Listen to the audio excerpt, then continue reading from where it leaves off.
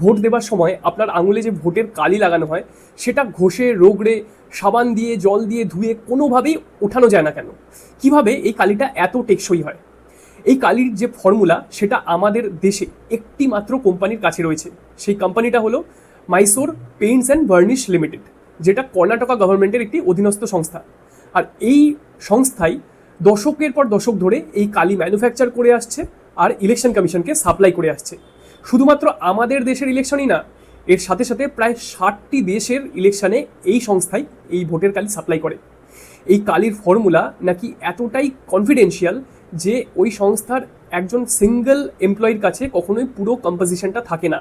সেই ফর্মুলাটাকেও আলাদা আলাদা পার্টে ভাগ করে আলাদা আলাদা এমপ্লয়ির কাছে শেয়ার করা আছে, যাতে একজন পুরো কম্পোজিশনটা না জানতে পারে।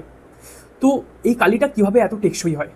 বলা হয় যে এই কালির যে উপাদান আছে তার মধ্যে ইউজ করা হয় সিলভার নাইট্রেট নামে একটা কম্পাউন্ড।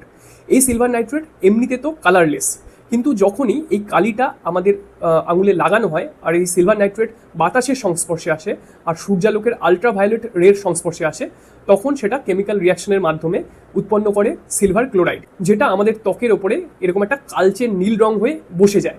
আর কালিটা যাতে তাড়াতাড়ি শুকিয়ে যায় সেজন্য নাকি এর মধ্যে কিছু পরিমাণে অ্যালকোহলও ইউজ করা হয়। তো এখানে আমাদের মনে প্রশ্ন আসতে পারে যে তর্জনী যে নখ আর আঙুলের গাঁট, সেখানেই কেন কালিটা লাগানো হয়? এর কারণ হলো, যে কালিটা স্কিনের ওপর লেগে গেল, বসে গেল, সেটা যতক্ষণ সেই স্কিন সেল উঠে গিয়ে নতুন স্কিন সেল তৈরি হয়ে সেটা রিপ্লেস না হচ্ছে, ততক্ষণ সেই কালিটা সেখানে থেকে যাবে, সেটাকে ওঠানো যাবে না। আর নখের ওপর যে কালিটা লাগলো সেটাও সিমিলারলি যতক্ষণ সেই নখের গ্রোথ হয়ে নখটা রিপ্লেস না হয়ে যাচ্ছে, ততক্ষণ সেই কালিটা সেখানে থেকে যাবে। তো এভাবে এই কালিটা একটা টেকসই কালি হয়ে লম্বা সময় আমাদের স্কিন আর নখের ওপরে থেকে যায়। আর যেহেতু এই পোর্শনটা মানে সবসময় ভিজিবল থাকে, তাই সহজে ডিটেক্ট করা যায় যে কেউ ভোট দিয়েছে কিনা। আর ফ্রড ভোটার রুখতে এই কালি কিন্তু একটা গুরুত্বপূর্ণ ভূমিকা চিরকাল পালন করে এসছে।